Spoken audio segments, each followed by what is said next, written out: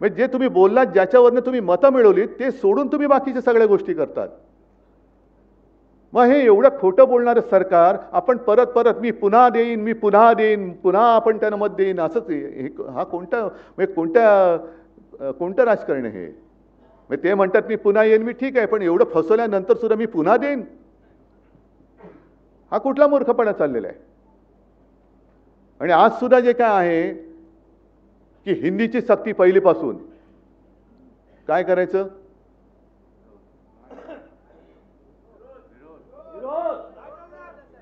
आम्ही प्रेमाने सगळं ऐकू, पण सक्ती कराल तर तुमच्या सकट उखडून फेकू.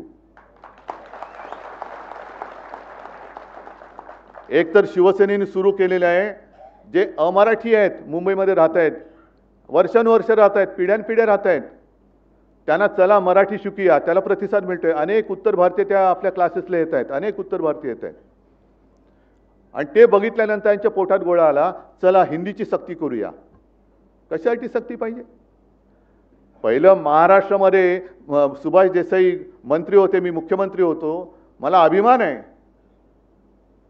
की महाराष्ट्रामध्ये मराठी भाषा ही सक्तीची करण्याचा निर्णय हा माझ्या नेतृत्वाखालच्या सरकारने घेतलेला आहे. पहिलीपासून जो महाराष्ट्रामध्ये राहील त्याला मराठी आलीच पाहिजे, ही सक्ती असलीच पाहिजे. मग हिंदीची तुम्ही सक्ती जर करत असाल, होऊ देणार नाही, हा भाग वेगळा आहे. पण सगळ्या दुकानांवरती महाराष्ट्रामध्ये मराठीमध्ये लिहिण्याचा सुद्धा आम्ही कायदा केला आहे. तो कायदा अंमलबजावणीमध्ये किती आणला या सरकारने? काही नतद्रष्ट तर त्याच्या विरुद्ध कोर्टामध्ये गेले. अरे इथे राहता, इथलं आमचं मीठ खाता आणि मराठी भाषेला तुम्ही विरोध करता? यांचं सरकार, आपलं सरकार गेल्यानंतर, सरकार होतं तेव्हा कोणाची हिंमत नव्हती, पण आपलं सरकार गद्दारी करून पाडल्यानंतर त्या एसनशीनी गद्दारी करून पाडलं आणि पाडल्यानंतर त्यांच्या पालख्या वाहत आहेत, त्यांचे पाय चाटत आहेत आणि मराठीवरती अन्याय करणाऱ्यांचे पाय चाटणारे हे कसले बाळासाहेबांचे विचारून नेणार पुढे? पण ह्यांचं सरकार आल्यानंतर म्हणजे मी तर कदाचित असं म्हटलं तर वावगं ठरणार नाही की महाराष्ट्राच्या मारेकऱ्यांची सुपारी घेणार हे सरकार आहे का? त्यांचंही सरकार इकडे बसले, ते सत्ताधारी म्हणून आमच्यावरती राज्य करतायत का? महाराष्ट्राचे आणि मराठीचे मारेकरी, त्यांची सुपारी घेतलेले हे सत्ताधारी महाराष्ट्राला दुर्दैवाने लाभलेत का? पण यांचं सरकार आल्यानंतर मराठी नाही आती, मराठी लोग गंदे हैं, वो नॉनव्हेज खाते हैं. मग मी सुद्धा आजपासून सांगतोय की जसं आपण ते म्हटलं होतं ना, इस देश में रहना होगा तो वंदे मातरम कहना होगा, तसं इस राज्य में रहना होगा तो जय महाराष्ट्र बोलना ही होगा.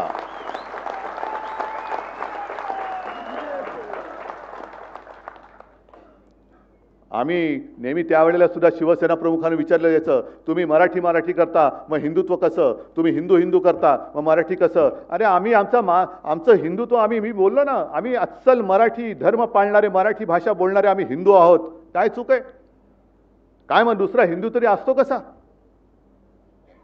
आणि यांना हिंदीची सक्ती जर का करायची असेल, होऊ देणार नाही, परत सांगतोय. तर फडणवीसांना सांगतोय, तुमचे मध्ये जे वरचे खाली आले होते ना, कोण जोशी का कोण, हा मध्ये माशी शिंकल्यासारखे शिंकून गेले, जोशी का माशी, ते जिथे बोलले त्या घाटकोपरमध्ये पहिल्यांदा मराठी सक्तीची करून दाखवा. जा, घाटकोपरमध्ये मराठी आलंच पाहिजे आणि मग आम्ही हिंदीचं काय असेल ते आम्ही बघून घेतो. पण मुंबई में वो मराठी येण्याच पाहिजे ऐसा कोई है ही नहीं. हाँ, तुमको आलं येतं का नाही आता हे असेच ही माणसं, ह्यांच्याकडनं आम्ही मराठीचा घात आमच्या डोळ्यात देखत होता आणि तो आम्ही बघत बसायचं. पहिले सांगा ना, घाटकोपरची भाषा सुद्धा मराठी